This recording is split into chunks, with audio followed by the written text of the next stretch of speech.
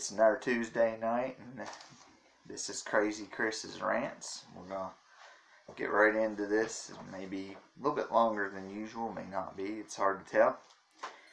First of all, Tuesday night on Impact, there was a women's, well, I don't know if it was really a match or if it was more of an outside the ring brawl that was between Rosemary and Susie. And it shows that Su Yung may be coming back. They switched her personality to Susie, and now they're kind of teasing that they may bring Su Yung back. So we'll see how all that goes. And we'll see how that plays into with Havoc and Rosemary, the two that are on there. Other than that, nothing else really happened on the show as they just kind of work towards their next pay-per-view.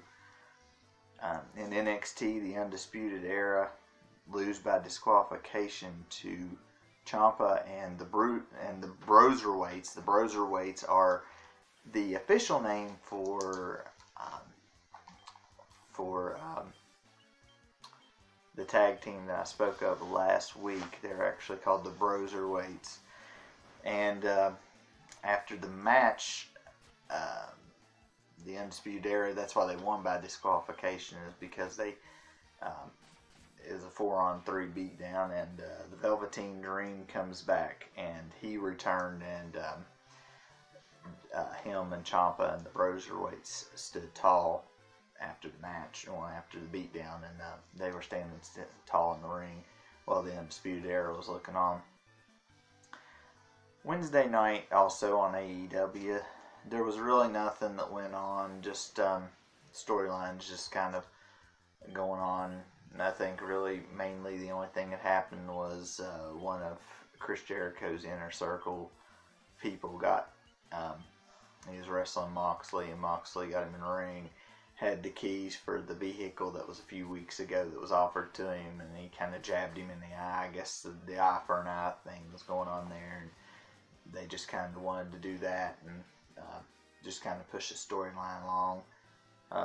Do want to point out that Cody Rhodes took 10 lashes with a belt from the guy that he's feuding with, which is MJF, and a segment that kind of lasts a little bit longer than it probably needed to, and just a bunch of people coming down to the ring or being at ringside, and it just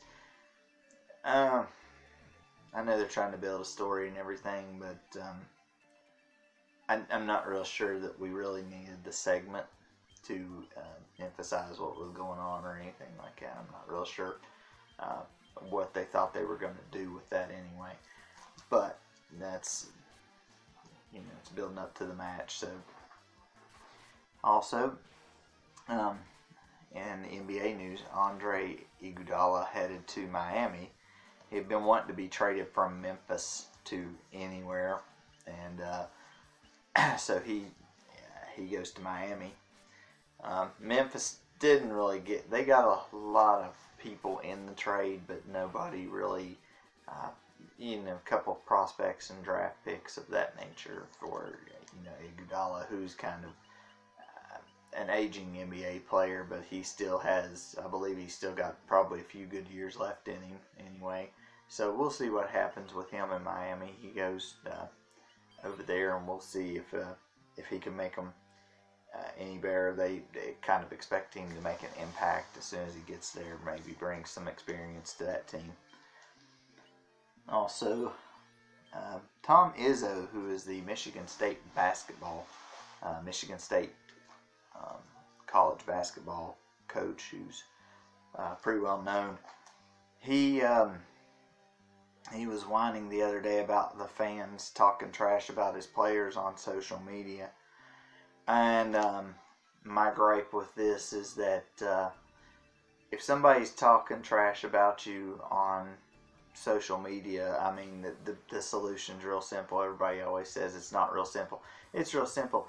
If you don't want to hear the trash talking, if you don't want to deal with the trash talking, don't get on social media or block those people who are trash talking you. That's the easiest response I can get. I mean, it's like if you would. I give the analogy of a hornet's nest that you've knocked down from a tree and it's on the ground and you keep kicking it. Sooner or later, you're probably, if you keep going back and kicking it, you're probably going to get stung by a hornet. It's like when you see, let's say you see poop, like dog poop or something in your yard. If you play around it long enough, you're going to step in it. And that's just these people, just don't, if people are talking trash about you, either step your game up and make yourself better, or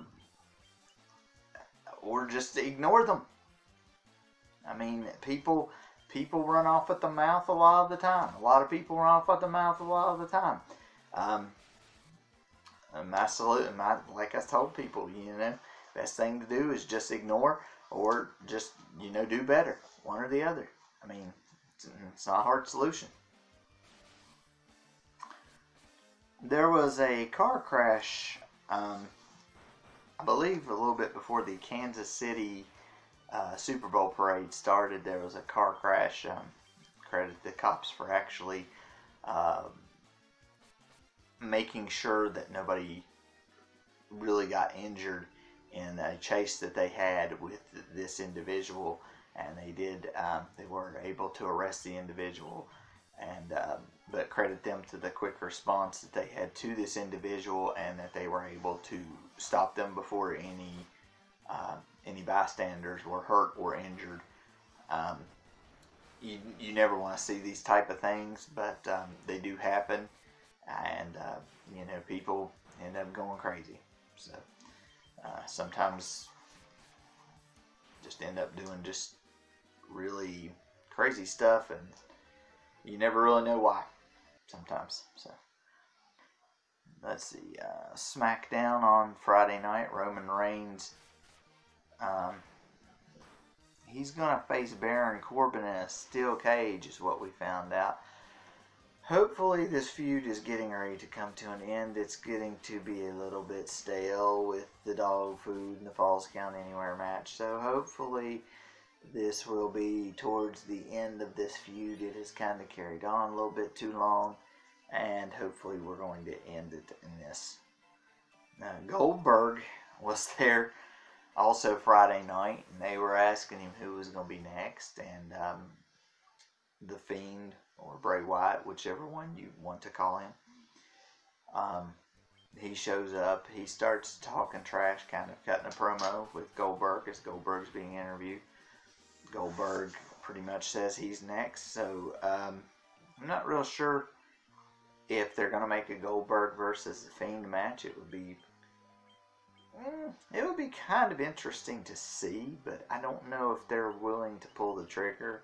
And I don't know exactly what they can do or how much they can build. If they do make this match, it will probably not be a WrestleMania match. It'll probably be, I don't know if they would have enough time to build it up to the next pay-per-view. I don't think it would be worth it at WrestleMania, but I don't see any other. I don't see anything else playing out at the moment. So it may be a WrestleMania match, or it may be this next pay-per-view. It's hard to tell. There was a fatal four-way match for the women's number one contendership. Dana Brooke gets knocked out of the ring toward the end of the match, and then Naomi hits the rear view on Alexa Bliss, and then she goes for the pin, but she gets pushed off at the last second by Carmella. I think Carmella super kicked both of them and ended up pinning Alexa Bliss, I believe, for the win. So Carmella is going to be the number one contender. This is actually a weird scenario of who won this match. Carmella will face Bayley for the title. And I'm not saying this is the wrong choice, but they had kind of played Naomi's comeback like Naomi was going to face Bayley. They did a good job at having a fatal four-way of four potential faces for Bayley to face. Bayley is now a heel at this time. So, Naomi, though, probably the best choice would have been here. Maybe Alexa Bliss. But Carmella and Dana Brooke, just neither one would have been a good selection. So I'm just, it's kind of a head scratcher, unless they're going to build up Carmella, or maybe hopefully she's been working out or something behind the scenes, and we just don't know. Maybe she's gotten better at wrestling. It's hard to tell, so we'll have to see how that goes. Hopefully it's not just like a little squash match or something.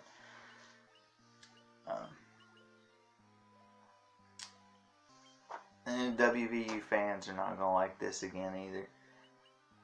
Bob Hertzel has once again opened his mouth in the Register Herald, as he normally does, and has stuck the proverbial foot in his mouth. He was talking about, he doesn't just come right out and say what he's talking about, but he was talking about jet lag from a team. Everybody, every team in any sport faces jet lag. Everybody, it happens.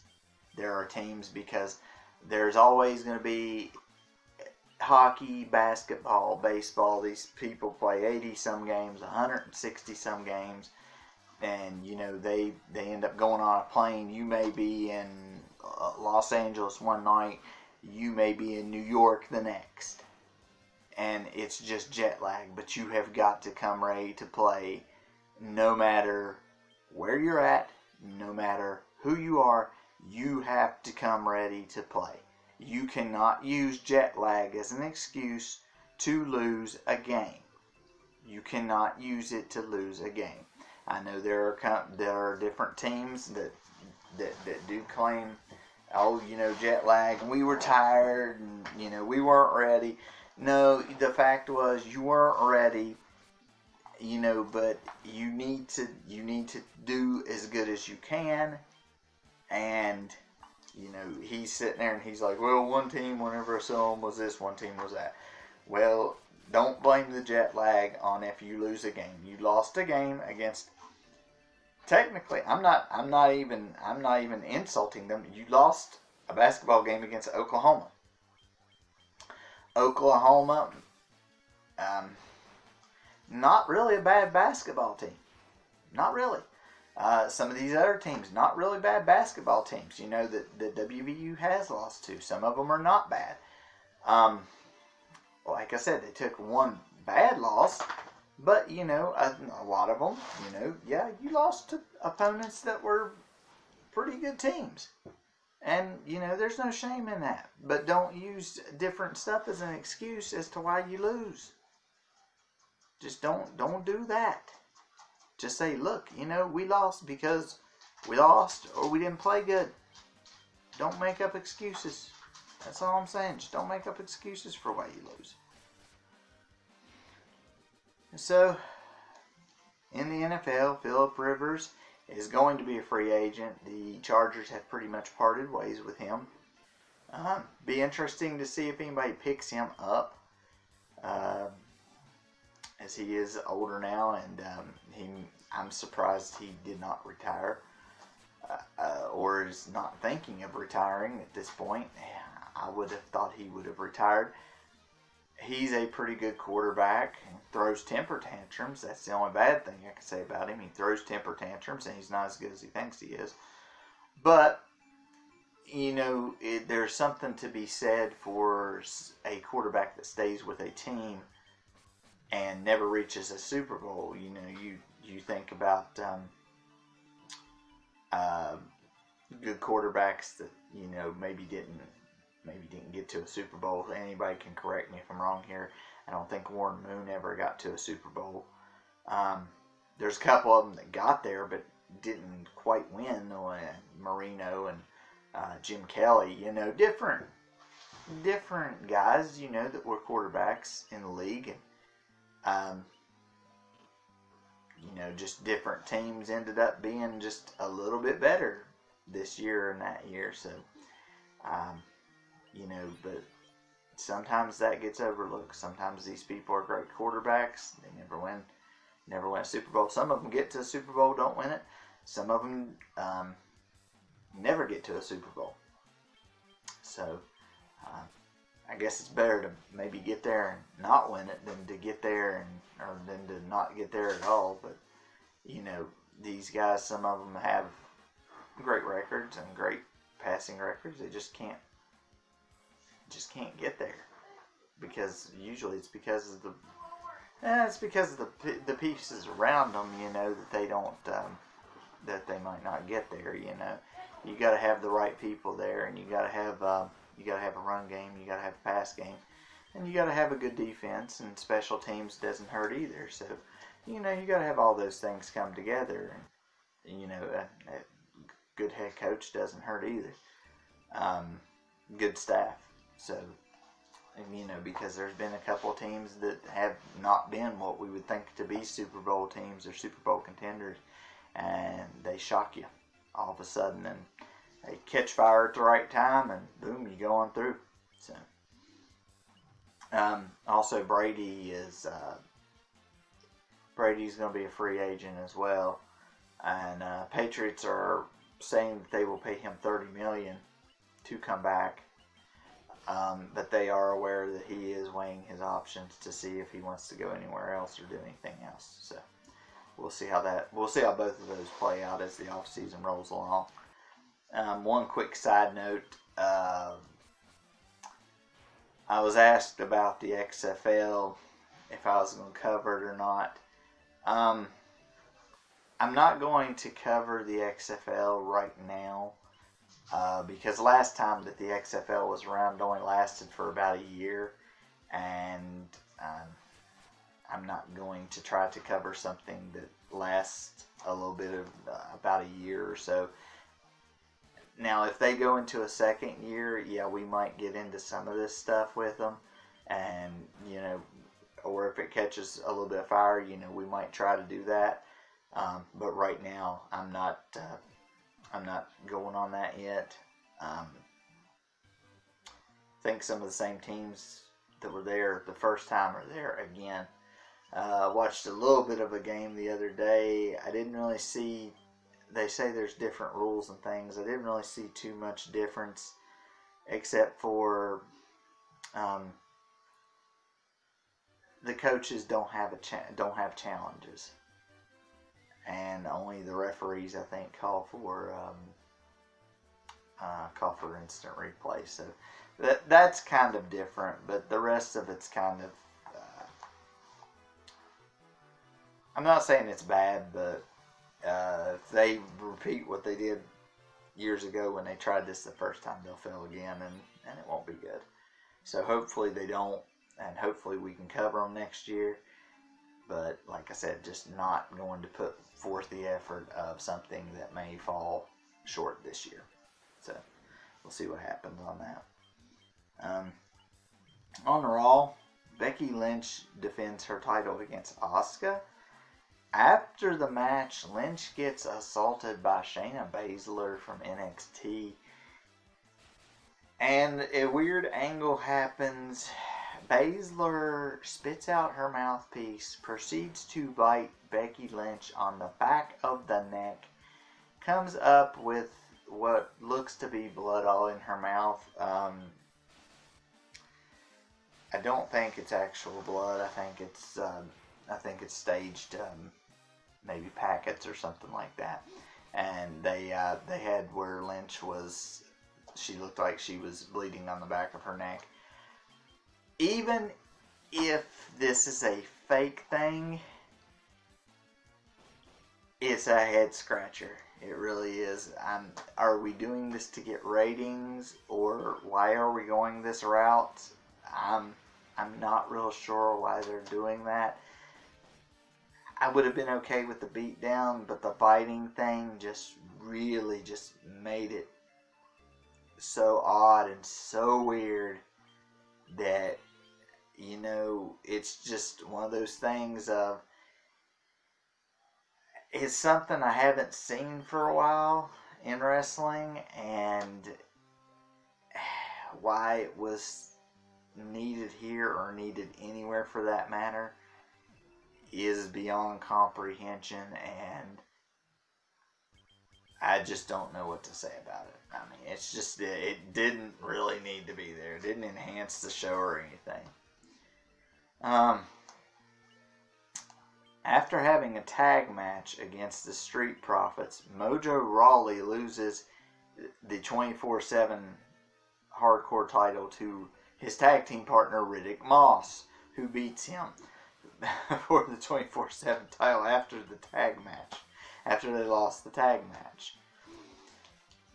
Randy Orton comes back out and is talking about what he done to Edge, and Matt Hardy decides to come out to Edge's defense, even though Edge is not there, but he comes out to Edge's defense.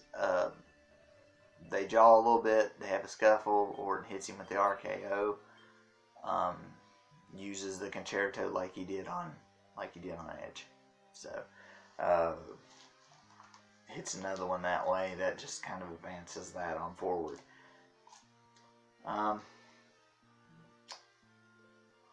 And here's the last thing I want to talk about this week. It was brought to my attention earlier today, reported also again by the newspaper. A guy, I'm not sure how to say his name correctly, so we'll just try to do it the best we can. His name is Mike Bolsinger. He is suing the Houston Astros, claiming that they ended his career. I couldn't hardly believe this when I read it earlier. This guy is suing the Astros for ending his career.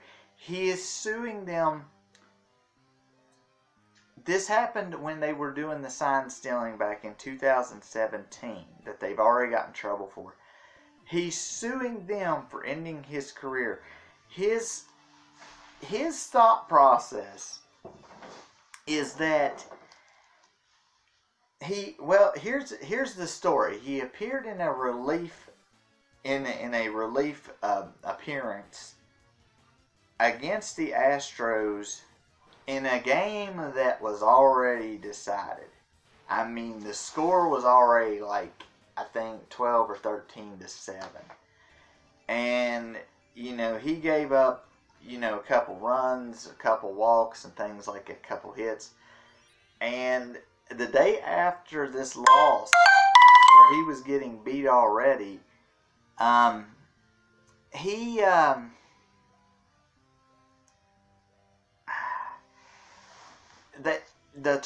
he's playing for the Toronto Blue Jays. The Blue Jays cut him after said loss. The day after said loss, they cut him. So, and he's never been back in the majors since being cut. He went down to AAA, but he's never been able to get back to the majors. What bamboozles me about this is that in 4 years, he played for the Diamondbacks and the Dodgers. He went 8 wins and 19 losses with a 4.92 ERA. Now, with the Blue Jays, he was 0-3 with a 6.31 ERA in 11 appearances. So this guy's not even basing it on total record, but basing it on what I have here in front of me. The man won 8 games and lost 22 games in a 4-year span, and you played with 3 different teams. You were sent down to AAA, and also you had a 4.92 ERA and a 6.31 ERA. And these are not real staggering good statistics for a relief pitcher. A relief pitcher is somebody who's supposed to come in and help when the starting pitcher either gets tired or when the starting pitcher is doing an awful job.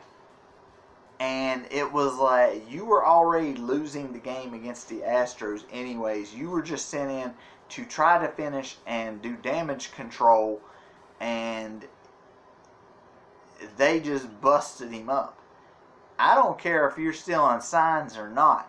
This guy already, with that kind of record and those high ERAs, this guy was already headed down the toilet anyway. He was already not doing that good to begin with.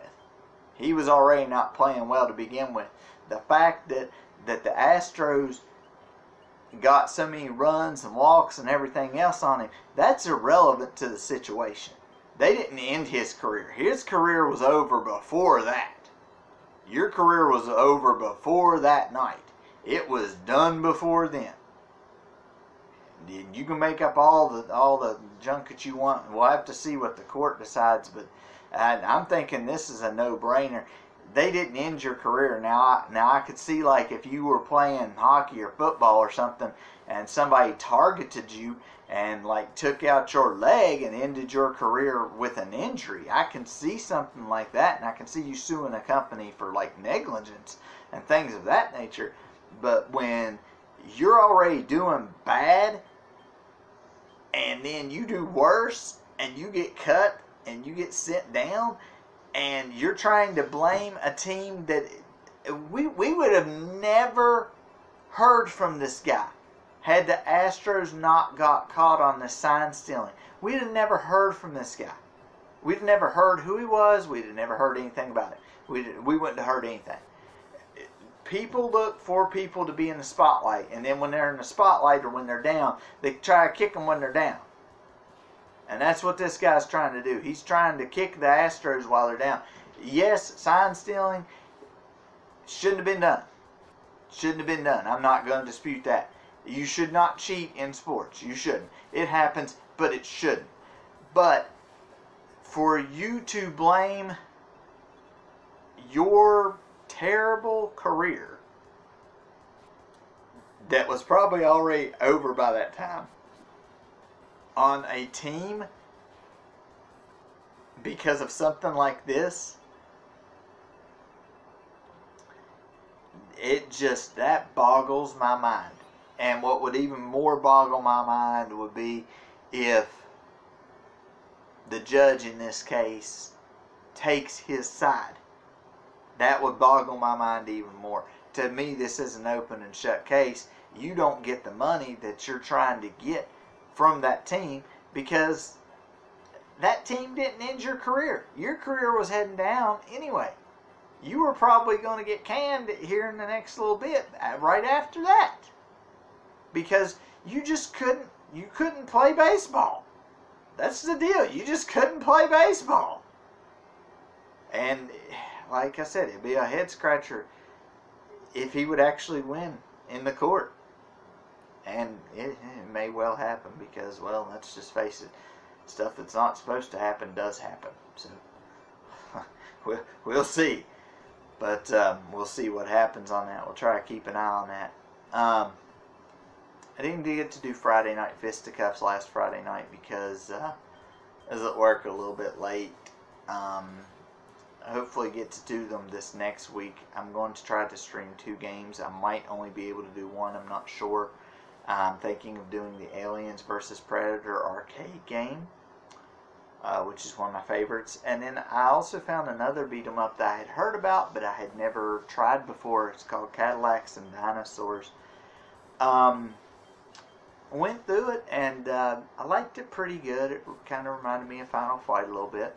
They're both pretty good games. They're both made by Capcom, so that's definitely a thumbs up. Capcom made a lot of good games, but back in the day they made a lot of good beat 'em ups. So we'll see how all that rolls out. But kind of did have the same engine as Final Fight and some of those other ones. But we're gonna try to stream. If not both of them, we'll get one of them in. I'm still trying to continue the Final Fantasy 1 playthrough. This thing's going to be quite a few parts because I'm not able to play it every night, and also there's going to be times when I need to try to level up, and I need to try to, going forward, I noticed that in the fight against the second boss, I had a little bit of trouble.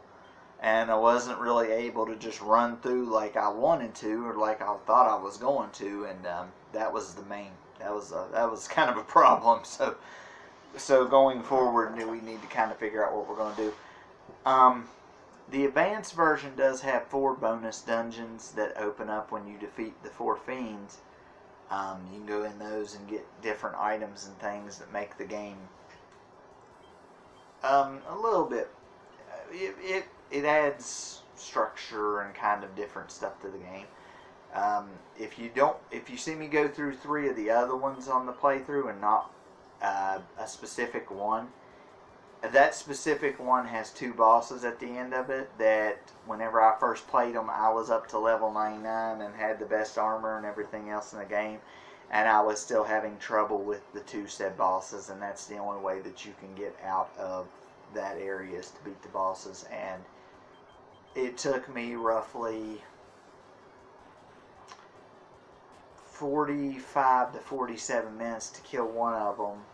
The other one, I probably had to face him about 9 or 10 times before I actually got lucky enough to have the fight roll, and it lasted about the same amount of time. It was probably about another half hour to 45 minutes. So it's just one of those things that we may and we may not. I'm not sure. It's not somewhere I absolutely have to go or something I absolutely have to do. But we'll see. But that's going to be all for today.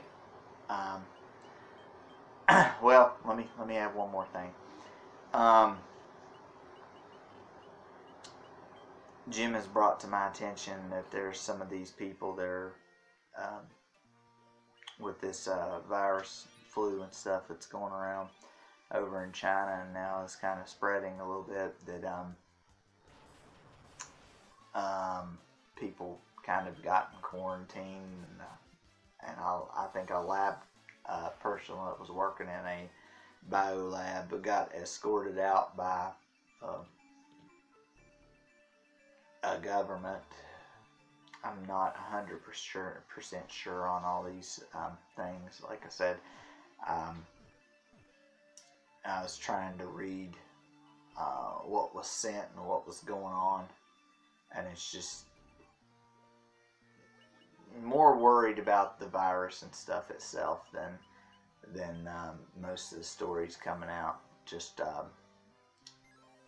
you need to try to figure out how to contain the virus and not let it spread any more than what it has. So we'll see what happens with that. So, but that's going to do it for this week, and we'll see you next time.